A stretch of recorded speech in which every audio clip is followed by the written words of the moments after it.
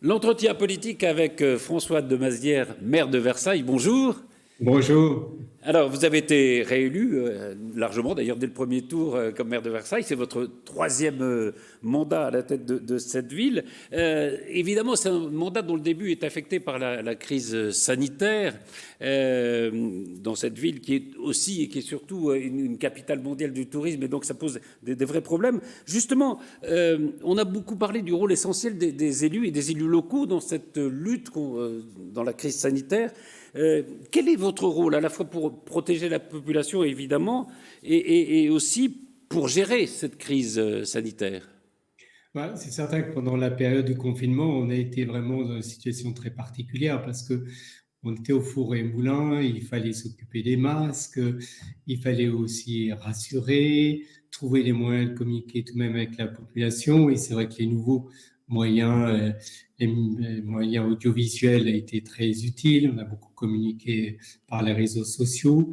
Et puis, il fallait aussi tout simplement assurer les minimums de services publics.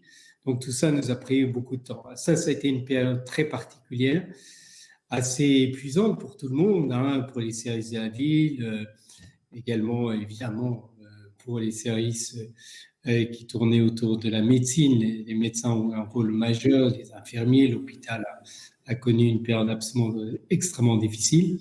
Puis là, on est dans une autre période, on est dans la suite, et la suite, c'est notamment les problématiques économiques.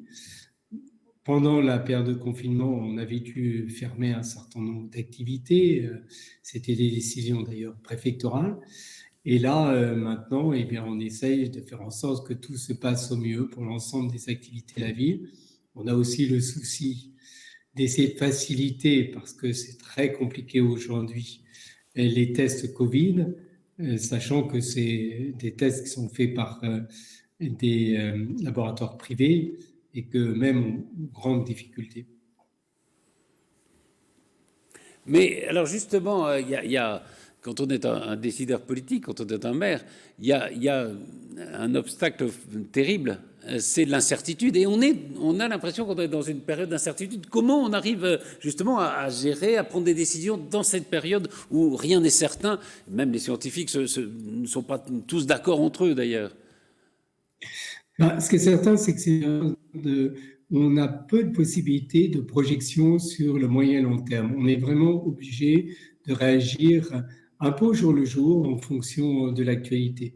D'abord parce qu'il y a des gens qui se trouvent soudain dans la nécessité de s'isoler parce qu'ils ont été en présence d'une personne qui a été testée Covid. Parce que eh bien, les sujets sont tous les jours différents, que ce soit sur le plan économique, du commerce. Donc voilà, on est par rapport à nos schémas habituels, on est plus sur du court terme que sur le moyen et long terme. Alors, la ville de Versailles, il y avait eu un classement qui a été fait par Le Point qui montrait que c'était une des villes les mieux gérées de France. Il y a peu de dettes, il y a une fiscalité modérée. Mais c'est aussi, je le disais, c'est une capitale du tourisme. Et évidemment, ce tourisme a été affecté par la crise de la Covid. Est-ce que vous pouvez déjà estimer un peu des pertes qui sont ceux de la ville et qui sont ceux aussi de l'économie de Versaillaise?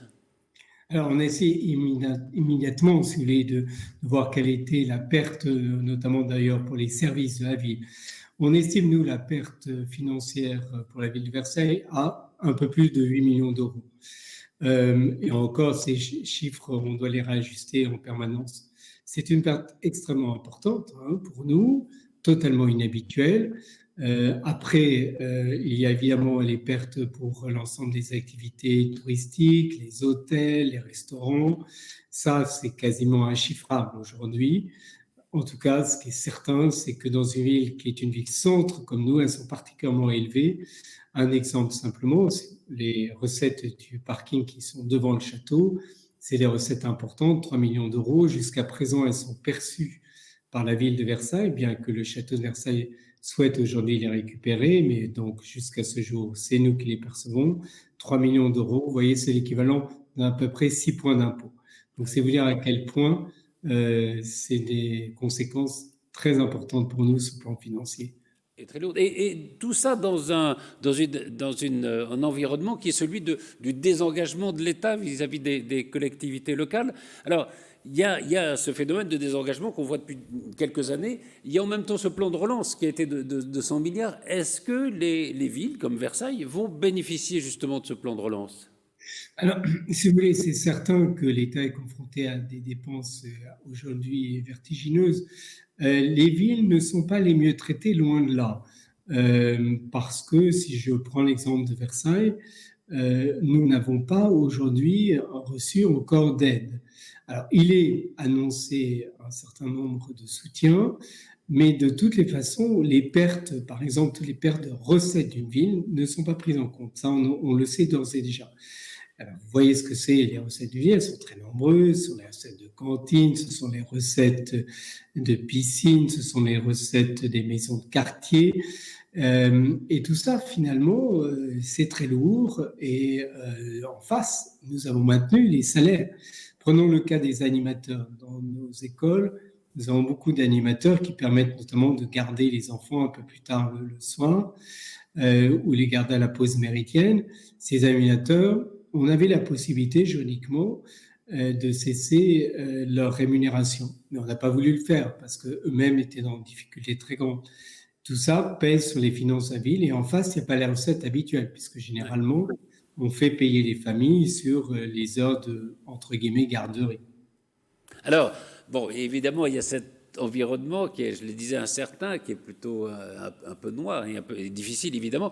Mais bon, ça n'empêche que vous êtes quand même aussi à la tête d'une des villes les plus merveilleuses de France. Alors peut-être pour finir sur une note un peu plus positive, qu'est-ce qu'on peut souhaiter aux Versaillaises et aux Versaillais? Qu'est-ce que vous souhaitez, vous, aux Versaillaises et aux Versaillais? Les choses qu'on peut souhaiter, c'est qu'on trouve une solution à cette pandémie. C'est vrai que on le sent encore aujourd'hui, en ce mois d'octobre, ces incertitudes, on a envie qu'elles soient derrière nous. La première chose qu'on peut souhaiter, c'est qu'on retrouve une situation normale et qu'ayant une situation normale sur le plan sanitaire, on ait une situation normale sur le plan économique, sur le plan social. Alors, que l'on puisse revenir dans les théâtres, que l'on puisse revenir dans les clubs de sport sans appréhension, c'est ça que l'on peut souhaiter aujourd'hui. Eh bien, merci beaucoup, François de Bazière. Je rappelle que vous êtes maire de Versailles et à très vite, j'espère, sur TV 78. Merci beaucoup. Merci à vous.